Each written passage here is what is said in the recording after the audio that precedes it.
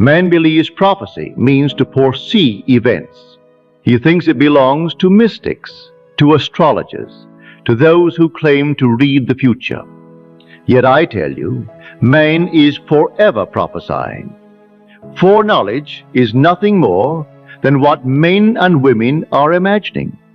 He does not prophesy once, nor only in moments of fear or desire.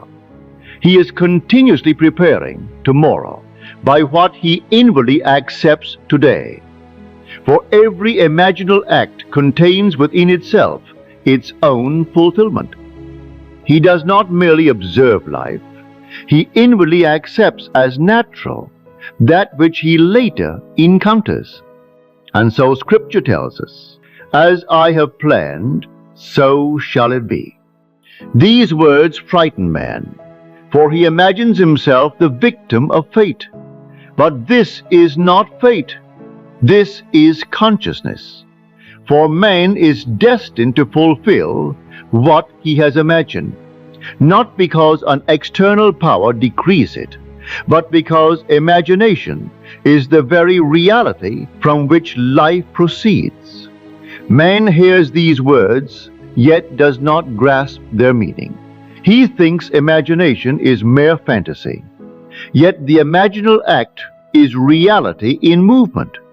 For the world is first imagined, then encountered. And consciousness forever objectifies itself. He approaches tomorrow already convinced of difficulty. He suffers conversations that have not yet taken place. He trembles before shadows not yet cast. For acceptance itself is prophecy. Now listen carefully. God only acts and is in existing beings or men. And this God is your own wonderful human imagination. Creation is finished. The future proceeds from states of consciousness, not from outer conditions. The future is not developing. It is being selected. Man does not feel it because it is so. It becomes so because he has felt it. Man believes he is facing reality, yet he is facing his own assumptions objectified. For man moves not toward what he wants, but toward what feels real to him. This is why two men can behold the same world and move toward entirely different futures. One moves into the state fulfilled, another remains faithful to lack, and each is prophesying his future. What the world now calls fact was once only imagined. The world calls it coincidence afterward, yet imagination was the cause. Jules Verne imagined men upon the moon, long before the world possessed the means. He described the journey, the speed, the number aboard, the place of departure, and the return. And the world moved into the pattern he had imagined. If you can believe what you say will come to pass, it will be done for you. For man does not meet a disconnected world. He meets himself pushed out.